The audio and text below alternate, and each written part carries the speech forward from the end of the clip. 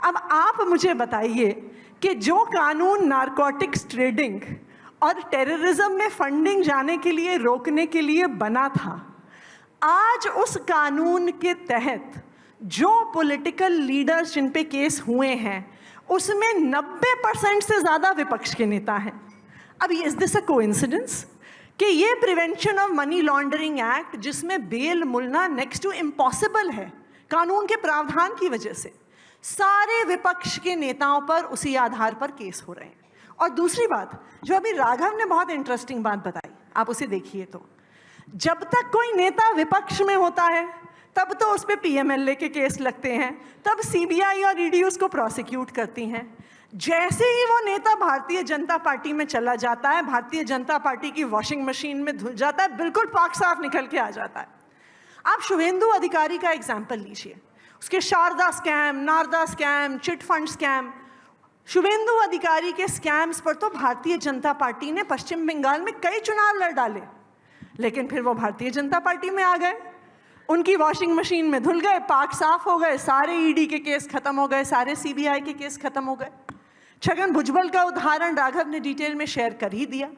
एक और उदाहरण है हेमंत बिस्व शर्मा का।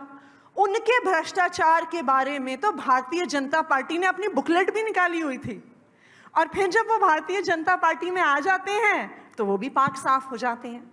तो ये बिल्कुल स्पष्ट है, पूरी देश की जनता को स्पष्ट है कि आज विपक्ष के नेताओं पर जो कोई भारतीय जनता पार्टी के खिलाफ बोलेगा, जो कोई उनके खिलाफ खड़ा होगा, उसके पास एक चवन्नी भी ना हो, जैसे मनीष सिसोदिया के पास नहीं मिली इनको, ना उनके घर में, ना लॉकर में, ना पैतृक गांव में, ना उनके ऑफिस में, लेकिन फिर भी उन पे मनी लॉन्ड्रिंग का केस हो जाता है। इस वक्त दिल्ली में सबसे बड़ा सवाल यह है कि क्या अरविंद केजरीवाल जेल जाएंगे। सेकंड नोटिस अभी इन्फोर्समेंट डायरेक्टरेट की तरफ से नहीं आया, लेकिन आप लोगों का एक बड़ा कैंपेन चल रहा है कि केजरीवाल अगर तिहाड़ में हो तो क्या वहां से सरकार चलनी चाहिए। ये क्या काफी प्रभाव डाल रही है आपके सरकार के कामकाज पर? यही नहीं पता कि आपके जो मुख्यमंत्री हैं, आपकी पार्टी के सबसे बड़े नेता, वो बाहर रहेंगे या जेल जाएंगे? देखिए, बिल्कुल जेल जा सकते हैं। और अरविंद केजरीवाल क्यों, आम आदमी पार्टी का एक एक नेता जेल जा सकता है, क्यों? क्योंकि आम आदमी पार्टी आज भी भारतीय जनता पार्टी और केंद्र सरकार के खिलाफ खुलकर बोलती है। आज भी आम आदमी पार्टी भारतीय जनता पार्टी के सारे प्रयासों के बावजूद दिल्ली की जनता के लिए काम करती है। भारतीय जनता पार्टी ने दिल्ली में हो रहे कामों को रोकने की कोई कसर नहीं छोड़ी।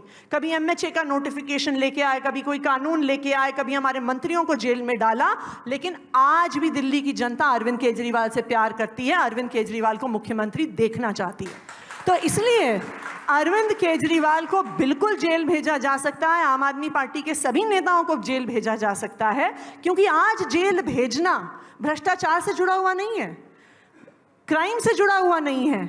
आज जेल भेजने का सिर्फ एक ही क्राइटेरिया है, आप भारतीय जनता पार्टी को चैलेंज करने की हिम्मत रखते हो तो भारतीय जनता पार्टी सारी एजेंसीज को मिसयूज करके आपको जेल भेज देगी।